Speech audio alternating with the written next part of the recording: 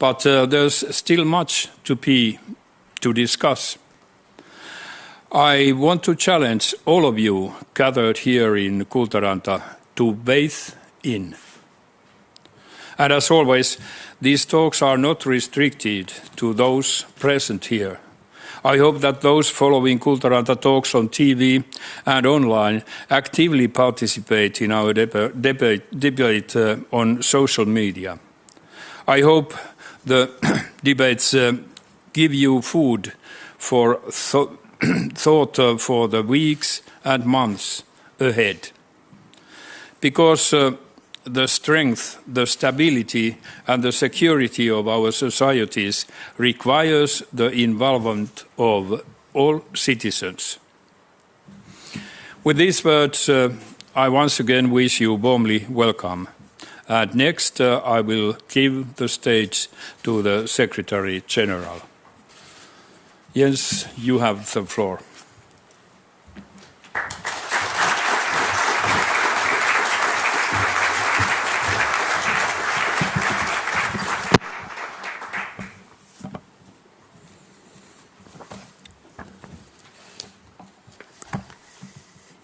President Niinistö, dear Sauli, it is really great to be back here and to meet with you. And thank you for inviting me to the Kultaranta talks. This is really a first for me. And it's great to see you again, and a pleasure to also meet you together with so many distinguished guests, including the Prime Minister of Norway, Prime Minister Støre. So it's great to be here together with all of you. The last time I visited Finland, and that was actually last fall, you and I, we discussed how to strengthen the close partnership between NATO and Finland. But I did not imagine that the next time I was going to visit Finland, you would have applied for a membership in our alliance. What caused this dramatic change was President Putin's war against Ukraine, which has shattered peace in Europe. It is really a game changer, not just for European security, but also for the global order. We may have been shocked by Russia's brutal invasion of Ukraine, but we should not be surprised. NATO shared intelligence and warned about the potential invasion for months. It is a part of a pattern. The destruction of Grozny, the attack against Georgia, the illegal annexation of Crimea, the bombing of Aleppo, and now this cruel war against a peaceful neighbor. NATO is not part of the war. In response to the war, NATO has two fundamental tasks. One is to provide support to our close partner Ukraine, to uphold its right of self-defense, a right enshrined in the UN Charter. We have done that actually for many years. And since the invasion, we have significantly stepped up our support to Ukraine. And so has Finland, including with military, economic, and humanitarian aid. Our aim is to ensure that Ukraine prevails as a sovereign and democratic state in Europe.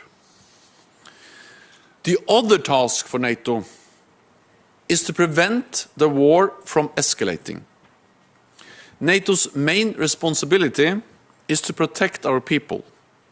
That is why we are strengthening our defense, especially in the east of the alliance, on land, at sea, and in the air. This is deterrence, not to provoke, but to prevent conflict and to preserve peace. Putin's ambition goes beyond Ukraine. The so-called security treaties he presented to NATO and the United States last December made demands not only on Ukraine, but also on NATO, to refrain from any further enlargement and to remove all NATO troops and infrastructure from countries that joined the alliance after 1997. Introducing some sort of first-class and second-class members of NATO. These demands amount to the complete rewrite of the European Security Order, enshrined in the Helsinki Final Act. One of the main principles in the Helsinki Final Act is the right for each nation to choose its own path. This is exactly what President Putin is openly contesting. He is trying to establish an alternative world order, where might is right, where big powers decide what smaller nations can or cannot do. You as Finns know only too well the consequences of such a world order. You defend your rights as a sovereign nation, and you have made your free choice to apply for NATO membership. I truly welcome this brave decision. And if President Putin wanted less NATO on his borders, he is getting the opposite. More NATO. The applications by Finland and Sweden to join our alliance sends a clear message. Aggression does not pay. Intimidation does not work. NATO's door remains open. Joining the alliance will make Finland safer. NATO is a big family of 30 democratic nations across Europe and North America. We represent half of the world's economic and military might, and are committed to protect and defend each other against any threat. All for one and one for all. This is the heart of Article 5 of our founding treaty. It is unique and extremely powerful. In a dangerous and more competitive world, it is more important than ever that we stand together. Finland's membership would also make NATO stronger. You are a strong democracy with a resilient society and with advanced military. Earlier this year, I saw your forces in action above the Arctic Circle during our exercise Cold Response in Norway.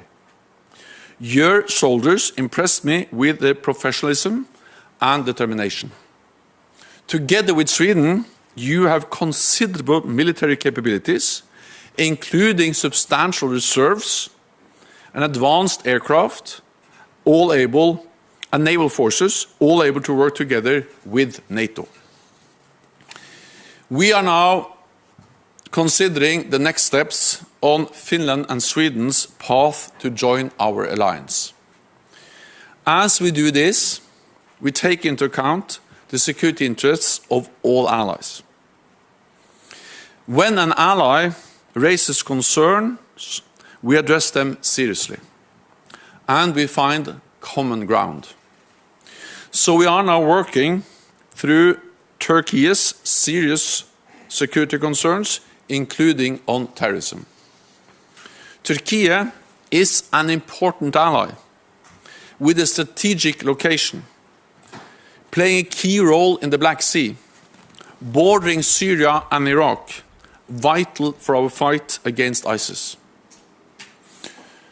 Turkey is also the NATO ally that has suffered more terrorist attacks, including at the hands of PKK. We are now working together in a constructive spirit to find a united way forward. I therefore welcome the contacts you, Sauli, have with President Erdogan. I also remain in close dialogue with you, Sweden, and with our ally, Turkey. All allies agree that NATO's door is open, that enlargement has been an historic success, and that we must continue to stand together as we face the greatest security crisis in a generation. The security of Finland matters for NATO. Many allies have already made clear security assurances to Finland and Sweden. And NATO remains vigilant. We have increased our military presence in this region, and we are holding more exercises. As we speak, our exercise Baltops is underway here in the Baltic region, with over 45 ships, 75 aircraft, and over 7,000 personnel from 14 different NATO allies, as well as Finland and Sweden, all training side by side. In just a few weeks, NATO leaders will meet in Madrid. We will make important decisions to continue to strengthen and adapt our alliance to a new security reality and protect our people and our values. I look forward to the day when we can welcome both Finland and Sweden into our alliance.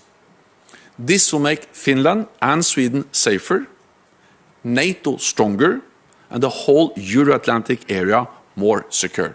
Thank you.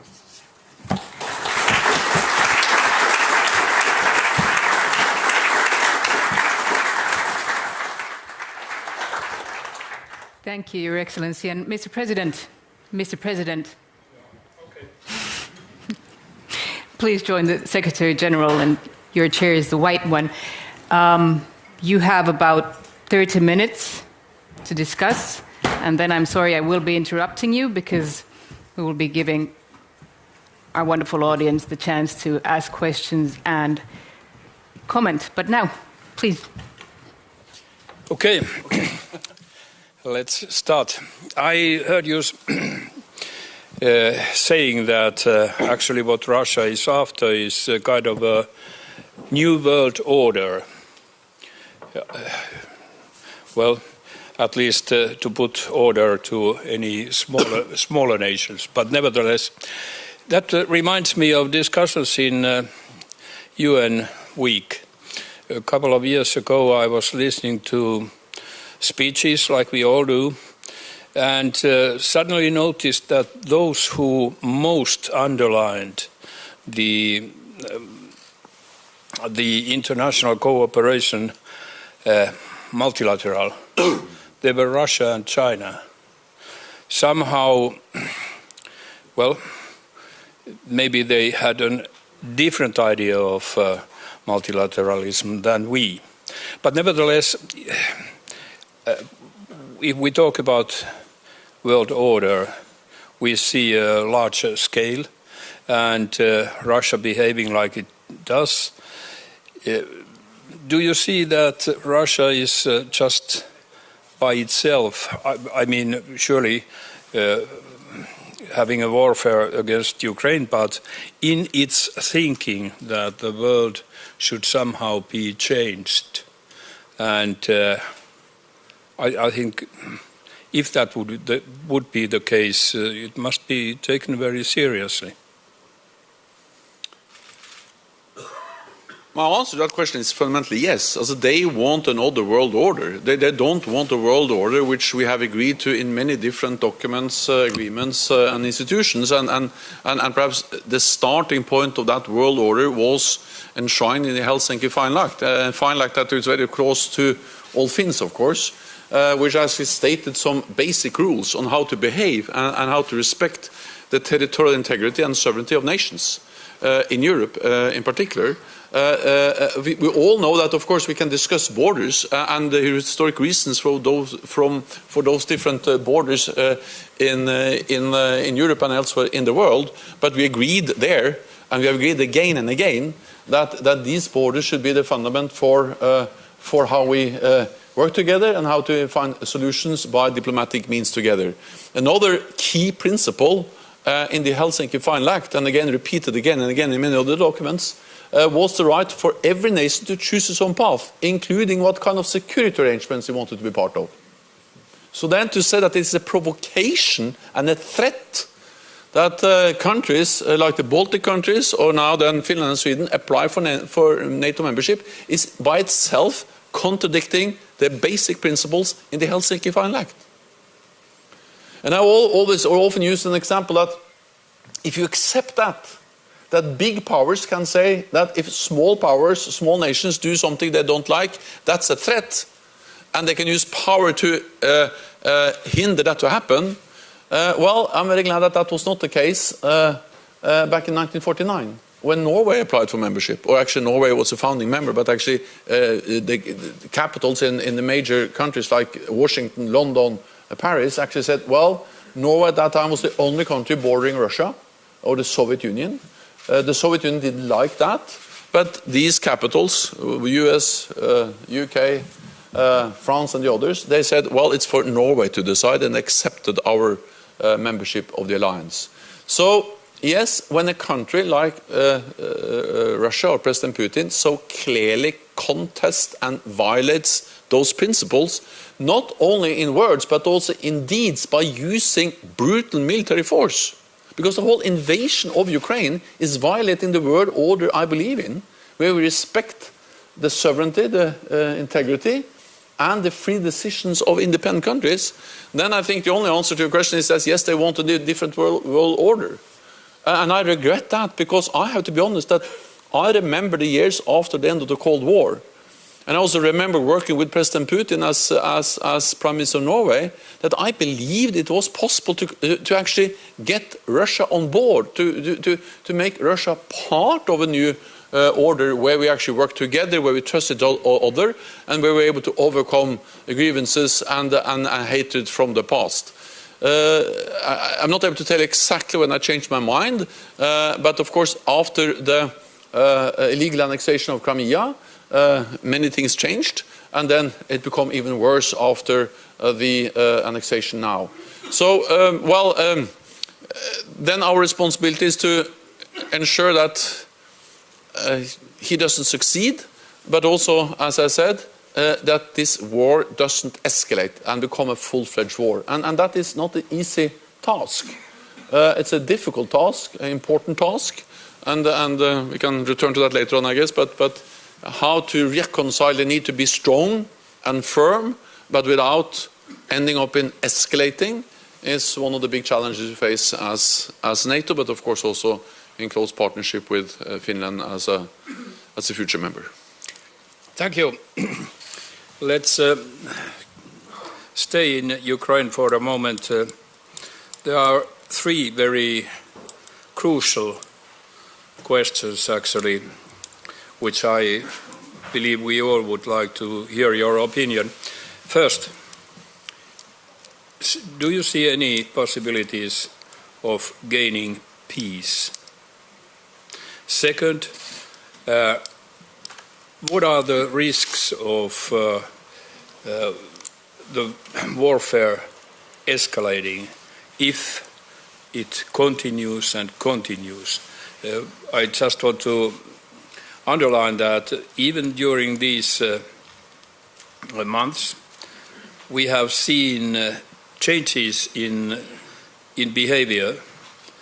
I mean, Russia has started to use more aggressive armament, more destroying armament, and on the other hand, we, the West, whatever we want to call us, the aid to Ukraine has widened, especially on armament.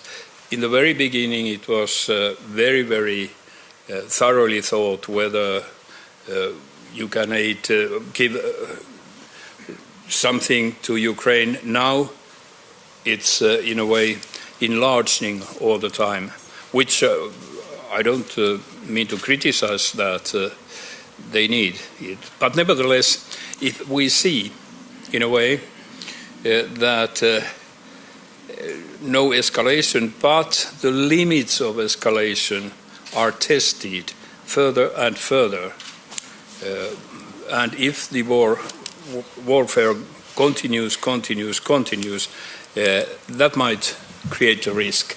And the third question, well,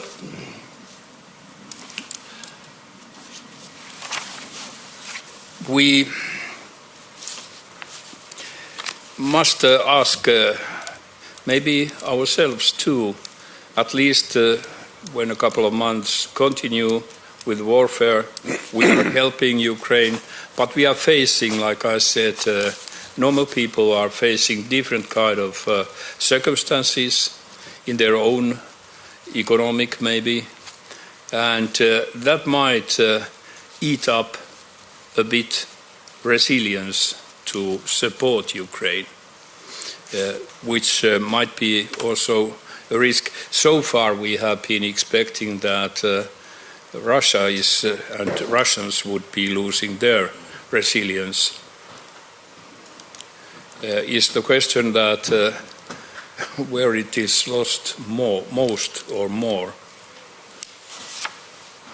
So first to the question of whether peace is possible. Yes, peace is possible. The question is what kind of peace? Because if Ukraine withdraw its forces and stop fighting, then Ukraine will cease to exist as an independent sovereign nation in Europe.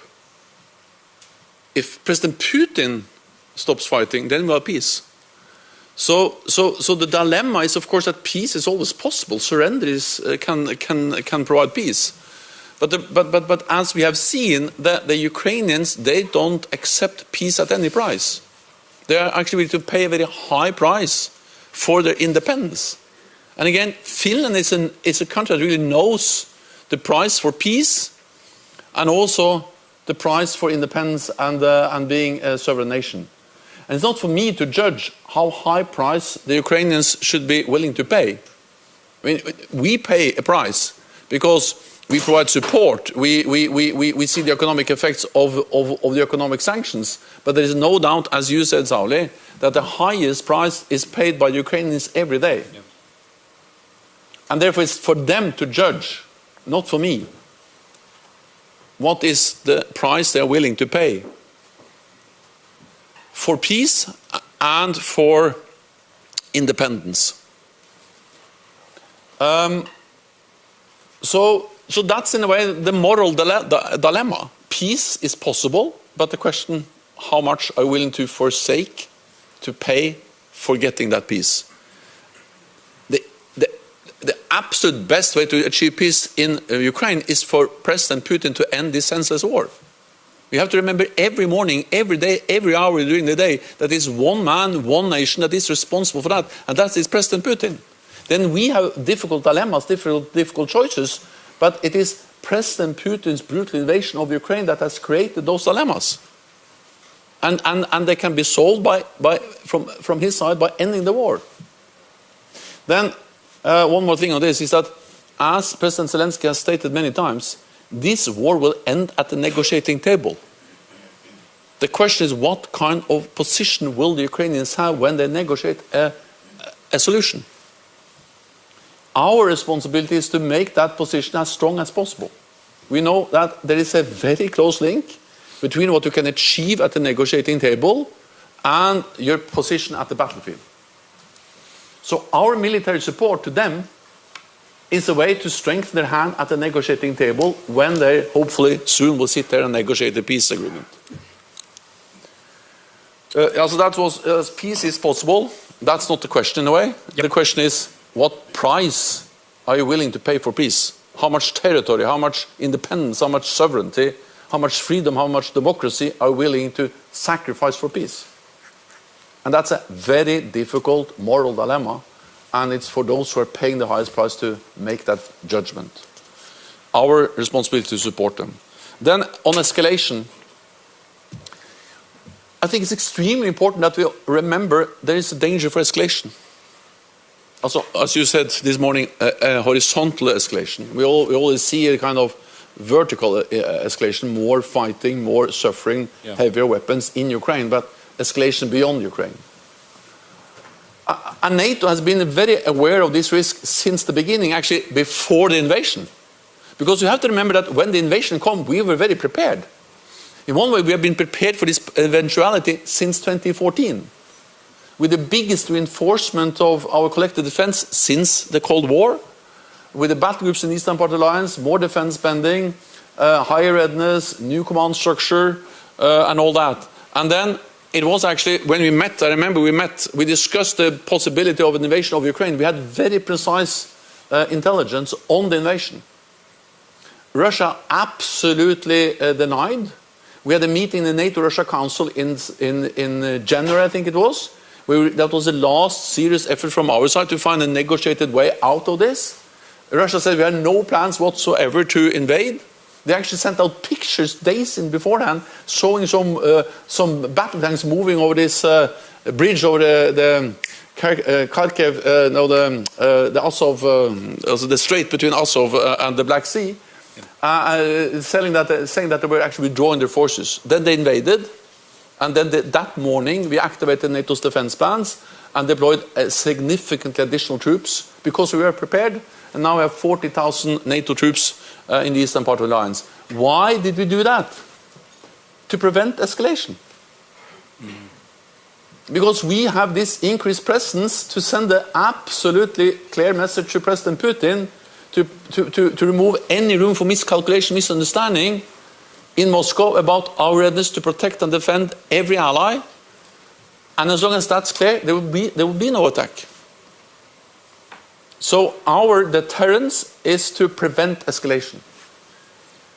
I'm sad that we are in such a situation, because it would have been better for all of us if we could spend all that money we now are spending on the deterrence, more weapons, more artillery, more missiles, more troops, more ships, more planes, on education, health, infrastructure. But in a more dangerous world, we have to invest in security, and that's exactly what we do to prevent escalation. So I'm a bit long, but NATO is actually doing two things to prevent escalation.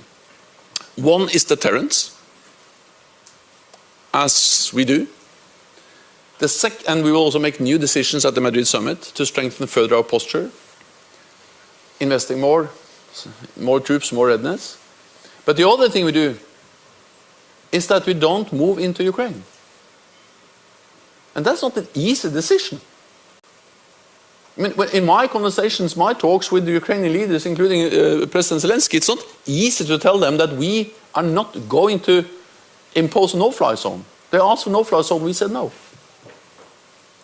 They wanted us to some allies said, well, there'll be some proposals that we should move in with creating a humanitarian corridor. We're not doing that. There's also been discussions about NATO reinforcing also a naval corridor to get food out. To not do that, it's not easy, because it has a cost for the Ukrainians. But the reason why we don't move in with NATO troops in Ukraine is to prevent escalation. So we are always, has since the beginning of this war, been very mindful about the need, the moral obligation to support a country fighting for the freedom, for democracy, for the independence, but at the same time prevent the escalation by not being directly involved in the conflict. Then the last question was about resilience. Yes. Yeah, I think what we have learned is that, of course, the strength of a nation is about capabilities, number of battle tanks, number of planes or armored vehicles and so on. But it's very much about will. And I think that the will of the Ukrainian people to stand has been extremely impressive. The political courage of their leadership, the professional armed forces has impressed the whole world. That's first and foremost their responsibility, their courage. But I'm also glad that NATO has helped to train them. We have to remember that we have been there, NATO allies and NATO have been there since 2014, training tens of thousands of Ukrainian soldiers, which are now on the front line in the fight, and that has proven extremely effective. For instance, I visited this Yavoriv, the base they bombed quite early, west in Poland. That was one of the centers where they had significant NATO allies training Ukrainian soldiers, which are now playing a key, and officers which are now playing a key role, and actually help them to maintain and keep up the resilience of the armed forces. Okay. Yes, making a peace is not an easy task. I think that we like I told you about the Second World War and the Finnish position when we had to make a peace.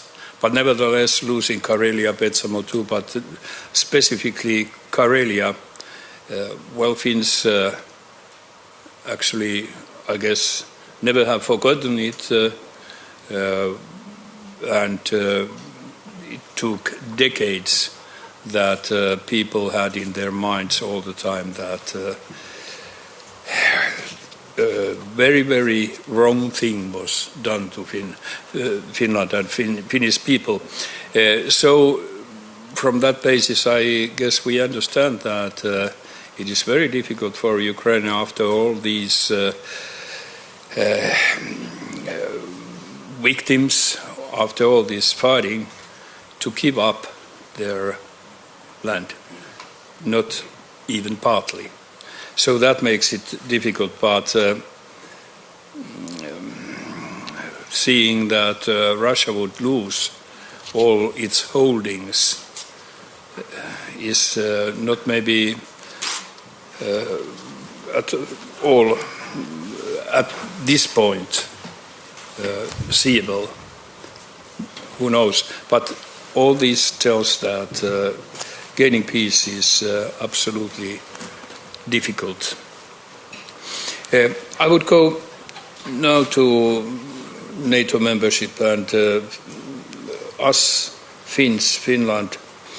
During the years past, let's say, especially past 10 years when we have been enhanced partner in NATO, we have increased, developed all the time the cooperation, and it was said that actually Finland and Sweden are, well, at least fitting well, average member country of NATO.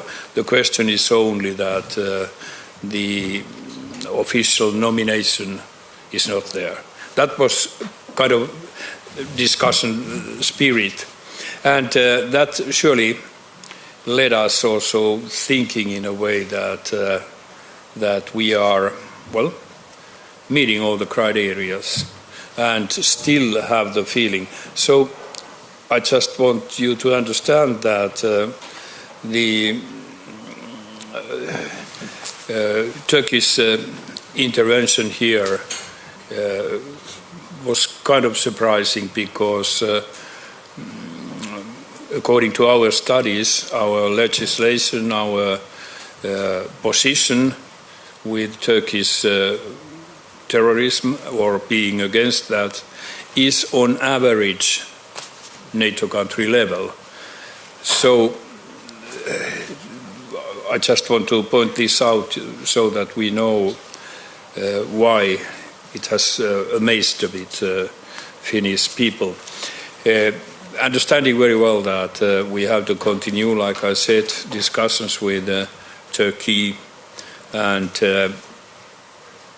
trying to find answers, but somehow we have a feeling that it's not only Finland, it's not only Sweden, but they want to somehow to point out to whole NATO and maybe even outside NATO countries their own problem, like they have it, like they tell. Just yeah. So I will comment on Finland and the NATO membership in a moment, but I would just first have a very brief reflection on what you said about losing territories, and you made a kind of historical reference to that you lost Karelia and Petsamo after the Second World War. So it's always very dangerous to make historical parallels or to draw to precise historical lessons. But I have read articles by very, as I say, recognized scholars saying that one of the reasons why actually Finland was able to come out of the Second World War as an independent sovereign nation with most of your territory intact was that you fought so hard during the Winter War. So you demonstrated the willingness to actually impose a high cost on the potential adversary trying to take your territory. I'm not saying that that's necessarily the right historical analysis, but I'm saying that at least it demonstrates that Finland is willing to pay a price for independence and freedom.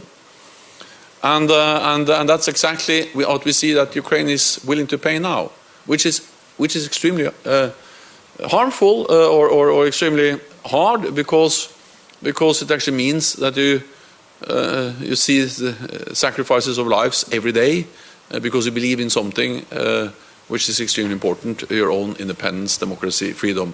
And this is also not only about territorial integrity, but it is also about believing in a free democratic society. And that's what the Ukrainians are fighting for today.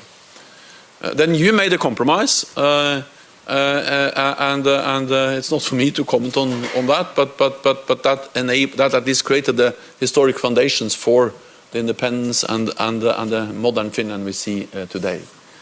Then on Finland, membership of NATO. First of all, I think it's important that we stop up and actually recognize the magnitude of the decision. I always said that Norway will become a member of EU much before Finland becomes a member of NATO. I was wrong, and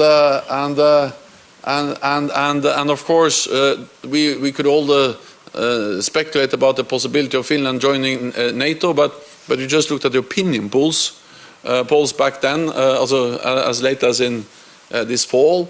It was not very likely that this would happen in the near future. Now you have applied and you will become a member, and that will be good for Finland, it will be good for NATO, and it will be good for the whole transatlantic area.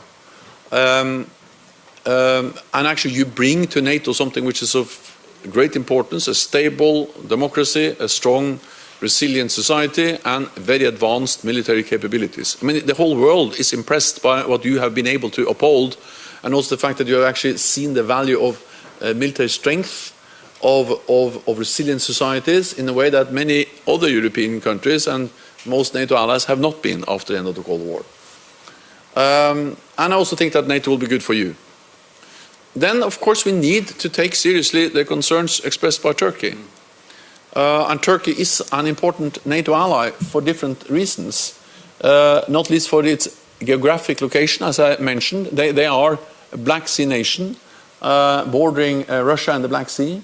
They played and play a key role in our fight against terrorism. Infrastructure bases in Turkey is key in the fight against ISIS and similar terrorist groups. And then I think also being in a Nordic country and in Western Europe, it's important to remember that sometimes maybe we don't recognize how much Turkey suffers from terrorist attacks. The magnitude of the number of terrorist attacks they suffer is so much more than any of us suffer. I remember I went to... First of all, I remember after Charlie Hebdo, many European leaders, including myself, we went down to Paris and we marched through the streets of Paris in solidarity with France. That was a great thing to do. A few weeks after, I went to Ankara. And President Erdogan said, so why didn't you come here? We had many more casualties, many more people killed. A kind of youth camp where the terrorist attack killed a lot of young people. No one came. The same after the coup attempt, I went to Ankara and I saw they actually bombed the parliament. So sometimes I think we need to recognize that Turkey faces threats, terrorist threats, at a scale none of us faces. And of course, then they have the right to defend themselves. And we speak about groups which we all recognize as terrorists. PKK is not something they have invented as a terrorist group. It's agreed by Finland, Sweden, EU, NATO allies. So then I think we just have to realize that how to fight this terrorism, which is posing so much pain, suffering for them, matters for them. And then when they raise concerns about that, we need to sit down and find how to address it. And that's exactly the way we do when there are different views in NATO, and that's what we do now. In close, of course, also I welcome the close dialogue between you, Ankara, Foreign Minister Pekka Haavisto is here. So there are many levels of engagement now, and we work also from NATO side. We work actively to find a solution, and I very much look forward to when we do that, because I really look forward to welcoming Finland and also Sweden as a full member of NATO as soon as possible. Well, we have to keep in mind that it's Turkey. Yeah, I'll try. From now on. Very good. Yes, I made an official visit to Ankara 2015, and just a couple of days earlier there was a huge terrorist act. I don't remember, tens of people died. So it is a real threat to Turkish people, actually. So actually I have made my questions, but one promise.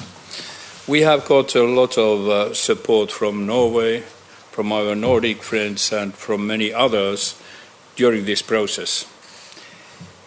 What about if we promise to support Norway to become a member of EU as strongly as they supported us? Yeah, but first of all, Norway has to make a sovereign decision, because because you remember when we met to discuss this issue last fall, my message has been to Finland and Sweden all the time that NATO will never push, never in any way try to influence a domestic debate on whether to apply or not.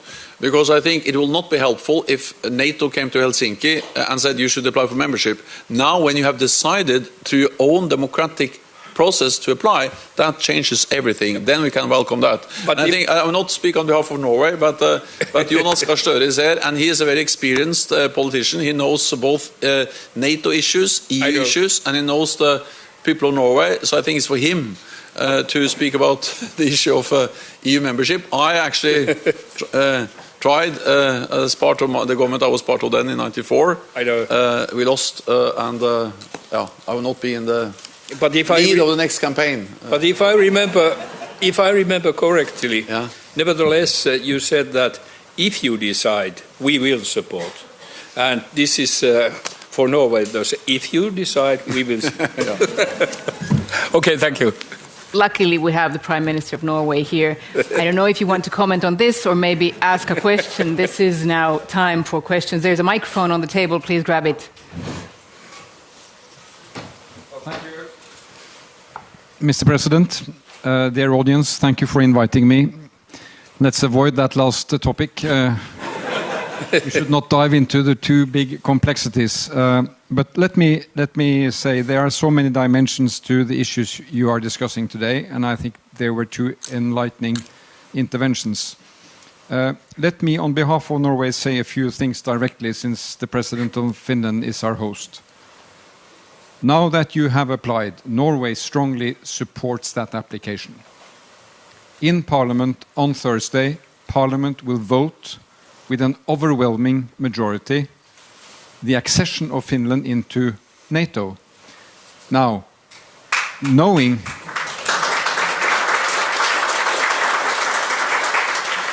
one may then ask, should there not be that protocol and all the signatures and all that process in between? But we make our decisions.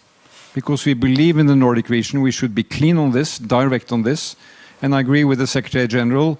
We have awaited this until you have made your decision, and then we are very firm. It is historic that there will be 5 Nordic countries on the horizon working on security inside NATO. Now, I have many entries into what you discussed on Ukraine. I agree with the Secretary General. Any conflict, be as horrendous as it may be, ends at the negotiating table sometime. And when we see the immense destruction going on of human life, property, and infrastructure in Ukraine, one should hope that that day comes sooner rather than later. And I agree with the President that we should also reflect on that dimension. But my comment will be on the Nordic region. Since January, Mr. President, we have been in touch pretty regularly. I think almost weekly. I have appreciated it to share analysis with you and your insight, and perhaps we have been able to share some of our experience being a bordering country with Russia. Now, my message has always been the Nordic region threatens none. And when we join in NATO, we will be 5 countries who would like to take care of our sovereignty and our integrity and be active participants in the peaceful development of Europe and in our neighboring relations. Some have said that with Finland in NATO, NATO will move to Russia's border. And my view has been that that is not what is happening, because Finland is on Russia's border, and Norway is on Russia's border. And we make decisions on how we look after our security with our allies. And we have 70 years of experience with Russia being a neighbor. And most of the cold winds that have influenced negatively on that relationship have not emerged on our border. It has come from other geopolitical settings. So I believe that when we welcome Finland and Sweden into NATO, we will have an important contributions to make. What it means to be a neighbor in a peaceful way, deciding on our own security. And that's where I would like to perhaps challenge the President to reflect on that. Because no country can choose its geography. We are happy to have the geography we have. Norway, for its part, has been at peace with Russia for 1,000 years. We are probably the only neighbor of Russia that has not had been at war with Russia. So when I meet my Estonian colleague or my Finnish colleagues, I acknowledge that we have different histories of being neighbor. And in my view, Russia does not have a neighbor policy, but it has policy with neighbors. And it differs. But now, if the Nordic group comes into NATO, I think we should be a voice of wisdom, a voice of looking at the long lines. There will become a day after this conflict. And the day after, Russia will still be there, and we will be there, and we will be neighboring Russia. Norway with its maritime outlook, and Finland with its long land border. So, Mr. President, I welcome that we now, from today and onwards, will work together on reflecting how we can use the Nordic experience, being medium, small-sized nations, peaceful, prosperous, to contribute to Europe. And I appreciate highly the dialogue we've had up until today. And it's the ambition of my government to deepen and continue that relationship. Thank you. Excellent.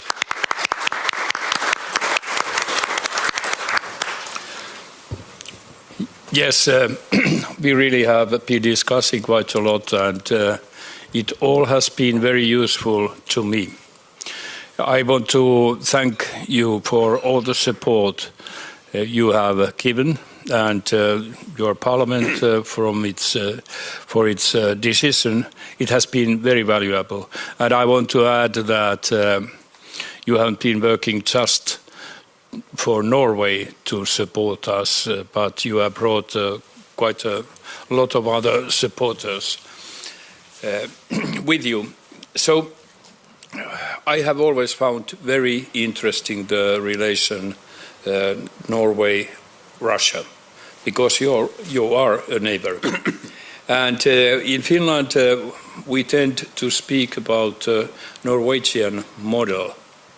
I think it's totally misunderstood.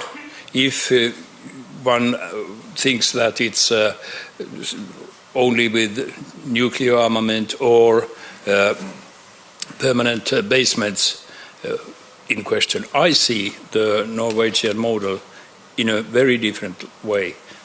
You described it, actually. And I would like to see us Nordics thinking like I have said, that the fact that Finland is joining NATO, it will surely increase our security, but it's not away from anybody. It's not a zero-sum game. If somebody increases security, it's not away from anybody, not away from Russia. So I'm most pleased, and I'm sure that we all are very pleased to go on discussion and thinking with you. It's very valuable. Okay, next question. I have Erkki Tuomioja, Member of Parliament, please. Thank you. I want to address the wider implications of the crisis in Ukraine, because it's not the only conflict and war or crisis which is ongoing in the world today. And it is creating actually a new crisis, a global food crisis, on top of all the other issues that we have to address.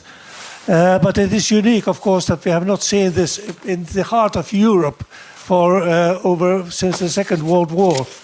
And obviously we have not seen a state attacking unprovokedly another state, but we have seen states engage in proxy wars, and they are doing that in other parts of the world. Our response has been unique to the Russian attack, and make no mistake, it has been the right response. We have responded with unprecedented sanctions, with unprecedented support for Ukrainian defense, and unprecedented welcome to all the refugees that have had to leave the country. But the question is, what is raised in other parts of the world. So if this is the right response, why have we not responded in the same way to other crises? Because, say, Yemen or other illegal occupations, we have illegal occupations in Cyprus, we have it in Palestine, we have it in other parts of the world. So it raises the question of double standards. And while we have to continue supporting Ukraine in the way we do, but I think that there is a lesson to be learned from this crisis and the global response to it. And it is, and I would hope that this is a conjoint Nordic view, a Nordic response, that we must in the future react to all illegal use of force, military operations, and the human rights violations in the same manner, no matter who is behind them. There is a legacy in the world that comes from the 30s, when President Roosevelt was said to have remarked on Somoza that he may be a son of a bitch, but he is our son of a bitch. And that is a too common attitude towards authoritarian regimes who are engaged in human rights violations. So can we in the future react in the same manner, in a consistent manner, to all human rights violations and illegal use of force, irrespective of where and by whom they are committed? Thank you. Who wants to go first, please? So, ideally, yes. Then I think we, and actually we have some institutions which are supposed to do exactly that, not least the United Nations.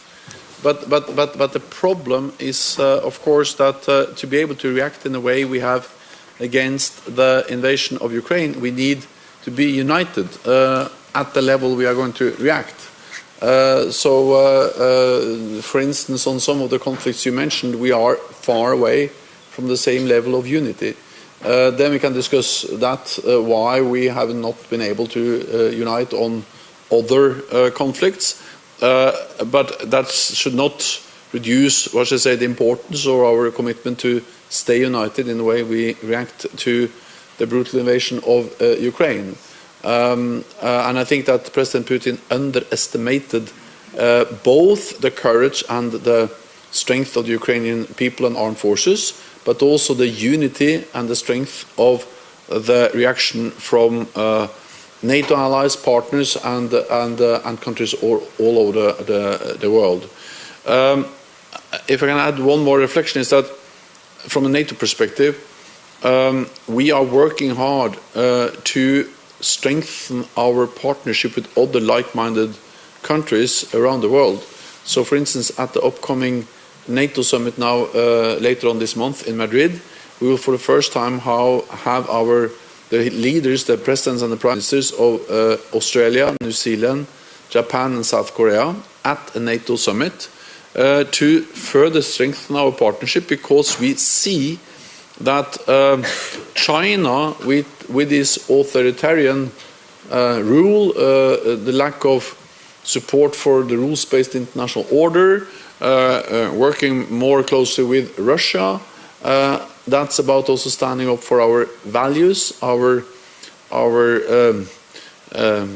democratic institutions, and also working more closely with countries beyond NATO, including the Asia-Pacific partners. So I don't have a very easy answer to your question. I think it partly reflects the lack, that the UN is not able to deliver what it should do because it is run the way it is run. NATO tries to work more closely with partners also outside NATO, and the closer partnership with democratic nations in other parts of the world is one step in that direction. I think basically you raised quite a correct question, which we should all ask ourselves. But how to solve it? I link it to this world order or new world order talks. If we can't universally have a world order, which surely UN should be constructing, I do not believe that we can so very much avoid situations where what you described. So working on that level, and from that point of view, I see that it is most important now to very very carefully and close follow which kind of reactions Russian behavior raises elsewhere. We know the NATO countries, we know the European opinion, but what about elsewhere? And it would be very worrying if such a behavior would, even if it wouldn't be supported directly, but being forgotten. So we just have to believe that we can somehow come together in multilateral cooperation in EU, in UN. Next we have Anna Laurila, President of the Finnish National Youth Council, and we are running out of time, so if everybody can make their questions precise. Yes, thank you, and thank you for the important discussion. The principle of the action program on youth, peace and security is the inclusion of young people in peace work. Finland is the only Nordic country that has drawn up a national action program based on the UN 2250 resolution. How do we ensure that the youth are involved as active actors in building a safe and peaceful environment and society in the changed security situation? And this is because the effects on the crisis such as climate, corona and now Ukraine cause the deepest impacts for young people, and the key to solutions should be to consult youth in the decision making. Thank you. Well, I have nothing else to say that you have a say there.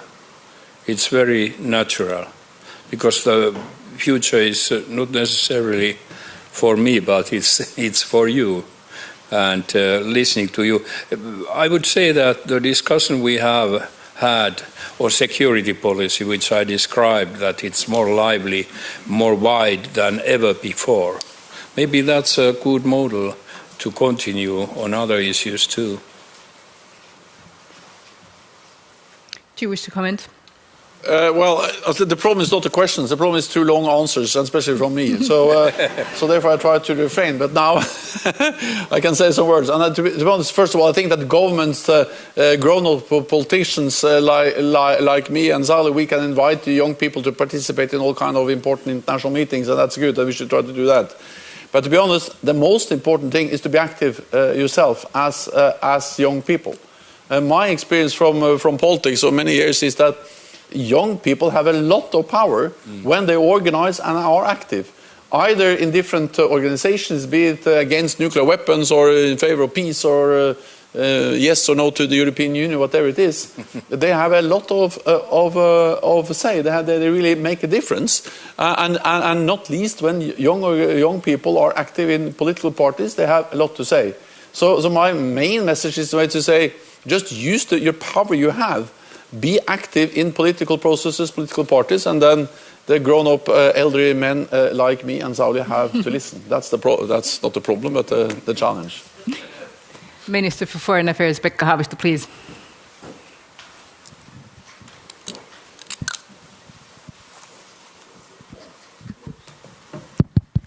Thank you. Thanks for the interesting discussion. And actually, my question goes back to the first part of the discussion about the European security architecture, which has failed or collapsed because we couldn't prevent a war in Europe. And we have the OSCE as an organization. Finland will chair it 2025.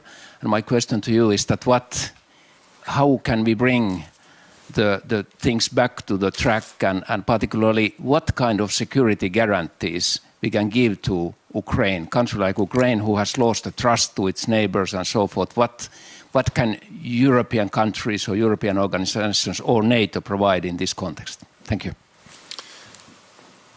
Yeah. First of all, I remember I discussed with both of you actually the kind of beautiful idea that Finland was going to share the OSCE, the Organization for Security and Cooperation in Europe, in 2025, and then hosting a new summit, most likely then in Helsinki, 50 years after we agreed the Helsinki Final Act. It's not for me to decide what you will do, but of course the likelihood of having that as a kind of peaceful demonstration of how we can work together in Europe is significantly reduced by the brutal invasion of Ukraine that we all have seen over the last months. I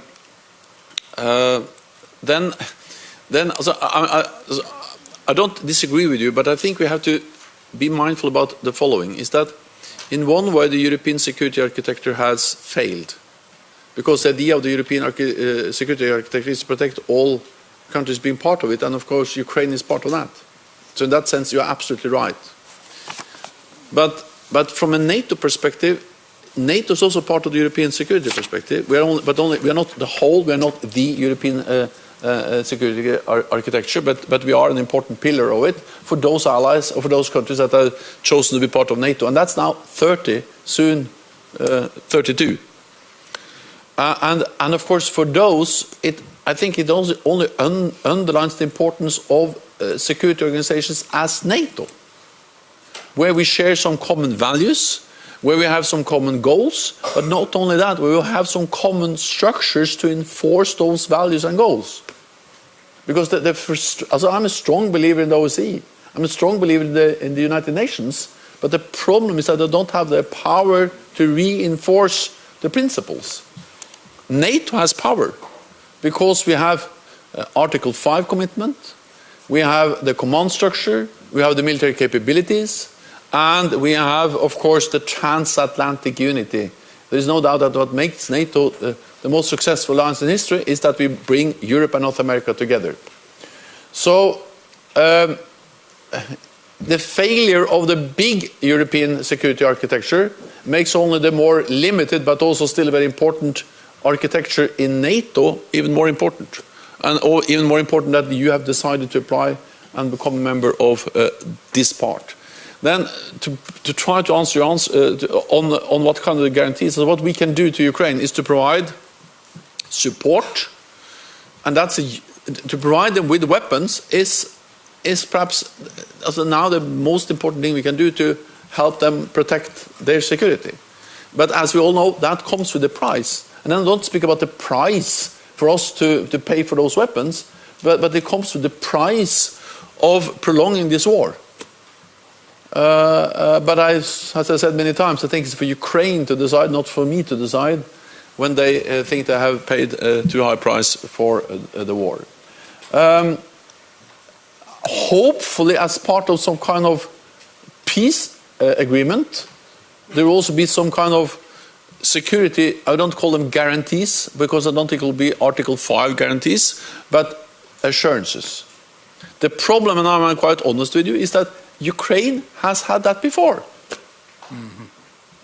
They had a beautiful memorandum called the Budapest Memorandum, where Russia guaranteed, because Ukraine got rid of all their nuclear weapons, but also all their countries guaranteed. So the problem is that these kind of documents, if you have countries like Russia who are violating those documents, they don't make so much difference.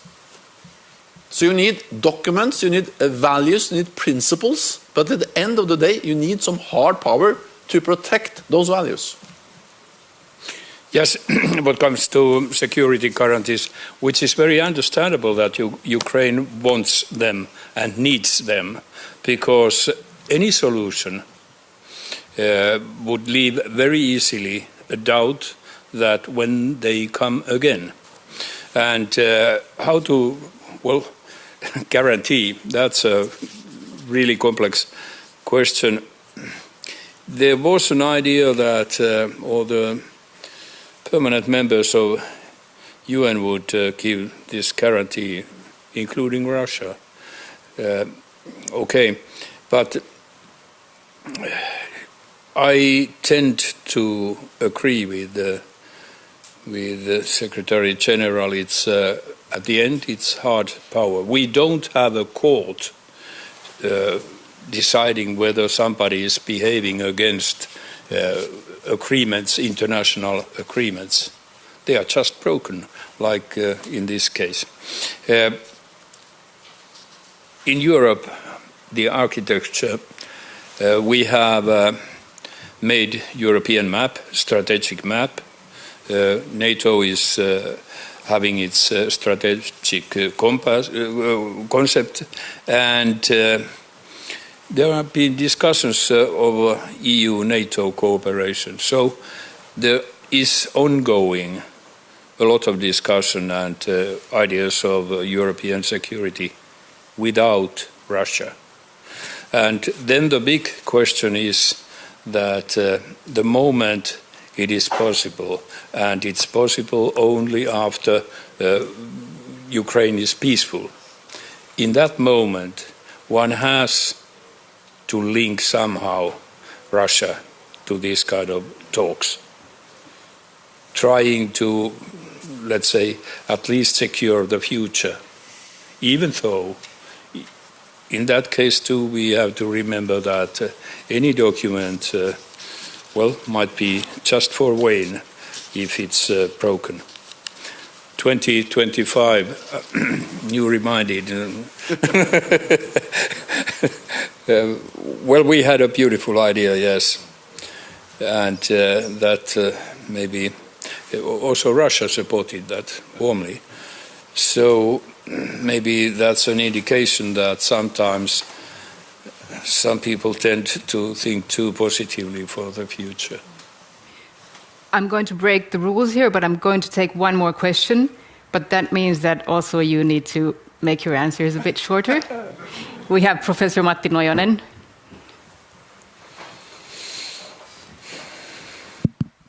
Yes. It's on. It's on. It's on. Okay, thank you. I'm a China scholar. And I have a question for General Secretary Stoltenberg related to China and NATO. The question is that whether NATO will write into the strategy China, and then how do you think China will react to that, and to what kind of ball game then NATO will face in the future, because then it's in really global player, and whether that also will push China closer to Russia and increase bipolarity. Thank you. First of all, NATO is an alliance of North America and Europe, and NATO will remain an alliance of North America and Europe. So you will not become a global alliance. But North America and Europe, this region, faces global threats and challenges.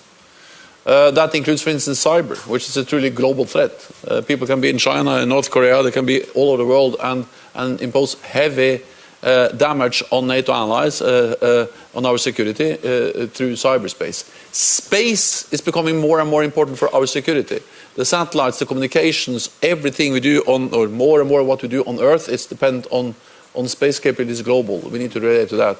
Terrorism brought NATO to Afghanistan on the borders actually of China, a global threat.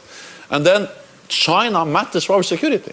There is absolutely impossible to deny that. They are the second largest defense spender in the world. They are investing heavily in new nuclear weapon systems, including a lot of long-range nuclear missiles that can reach the whole of NATO territory. They are the largest navy in the world. They have the largest navy in the world. And they are working more and more closely with Russia, like it or dislike it, but they operate together with them militarily, diplomatically. They have not condemned the invasion of Ukraine. They spread the same false narrative about NATO causing this war, about NATO and the United States producing biological chemical weapons in Ukraine. They are spreading that with their public information means. Underpinning the Russian narrative about the war in Ukraine. So they are trying to control our infrastructure, so we need to respond to that. We will respond to that, as we have already responded to that, but we also reflect that in the new strategic concept. Not saying that China is an adversary, but addressing the fact that China's growth matters for our security. Now I have to stop because she moved towards me. Yes, I did. Thank you for noting that, and thank you both. The talks will continue tomorrow morning at 9:45. See you all then for a discussion on the Nordic model and security. And for our audience watching this live on TV, the program will continue until 8 p.m. But from us here in the tent, see you tomorrow and have a great night.